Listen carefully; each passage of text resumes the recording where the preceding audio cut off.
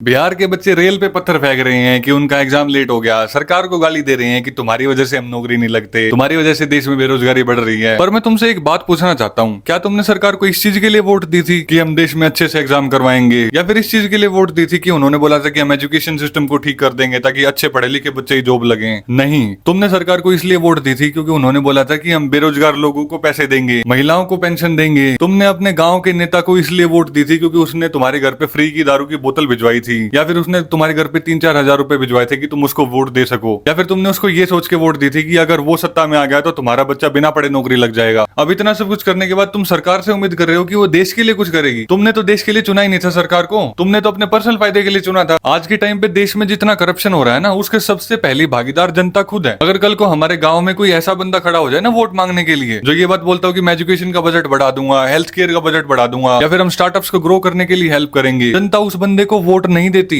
जनता उस बंदे को वोट देती है कि अगर कोई नेता तुम्हारे घर पे आके बोले कि मैं तुम्हारे बच्चे को बिना पढ़े नौकरी लगवा दूंगा। और जो तुम ये देखते हो ना कि बाहर के देशों में 20-20 साल के बच्चे, 25-25 साल के बंदे सत्ता में आ जाते हैं, जो पढ़े लिखे हैं, पीएचडी पास हैं, उनको चुनता कौन है? उनको देश के लोग ही तो चुनते हैं। और ये बात मैं किसी पार्टी के सपोर्ट में नहीं बोल रहा हूँ। तुम तमिलनाडु में लाइव एग्जांपल देख सकते हो कि जैसे ही थालापति विजय तमिलनाडु के सीएम बने, उन्होंने इतनी जल्दी इतने सारे अच्छे अच्छे डिसीजन ले दिए। इस वीडियो को ज्यादा से ज्यादा शेयर करो ताकि हम इस बारे में अवेयरनेस फैला पाए और आगे से अच्छा डिसीजन ले पाए।